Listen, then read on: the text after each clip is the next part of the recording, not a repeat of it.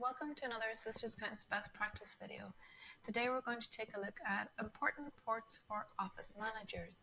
We'll be looking at these reports via Sol-Est software. The same principles apply to whatever software you have, so you should be able to look these reports up in any good accounting software. So let's take a look at important reports for office managers in Sol-Est software. So here we are on our home screen, and we're just going to pop into the Reports tab. Some of the most basic reports we need to look at on a very regular basis are reports that will highlight breaches for us. So first of all, in your client account tab, you will have client balances, and here you will see a tick box for only overdrawn balances. We're going to leave all of the dates and all of the information blank. We want to see all of the information right up to date, and we're checking for overdrawn balances. When I hit print, you'd like to see nothing here, preferably, which is good. If you happen to have a list or a number of client matters that do have overdrawn client balances, you need to print this off and go and check these ledgers, see what's happened. It might be just a case of a matter-to-matter transfer having been missed, or if there is a mistake, it needs to be rectified pretty quickly. Another way to check for breaches, and this time on the office account, is to go into your office account, your aged debtors, and again we're looking for accounts with credit this time, so we shouldn't have credits on our office account ledgers. In this instance, we have one here in our sample data where there is a credit in the office account of €25. If you see credits here, it may just be a case that a bill was forgotten, or a disbursement hasn't been billed or posted correctly. Or it may be a case that perhaps, and it's quite common, you've taken across more fees than you're actually owed, or you've mistakenly taken across your fees twice, in which case you do need to rectify those matters very quickly. So you'd print off your list here and go investigate the matters and see what's happened.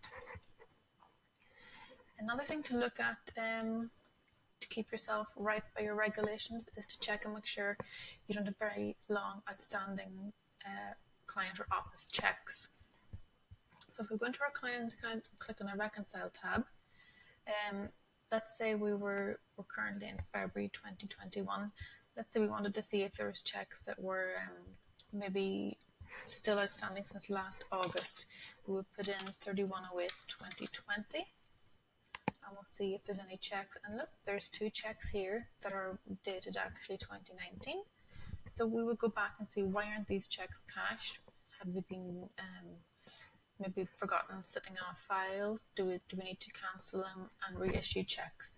So you need to keep on top of the outstanding checks on your client account. And also it's important to keep on top of them on your office account.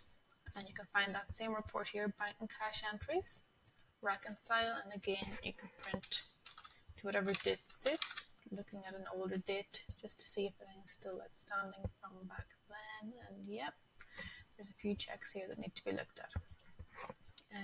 Possibly disbursements that need to be written off, maybe checks reissued,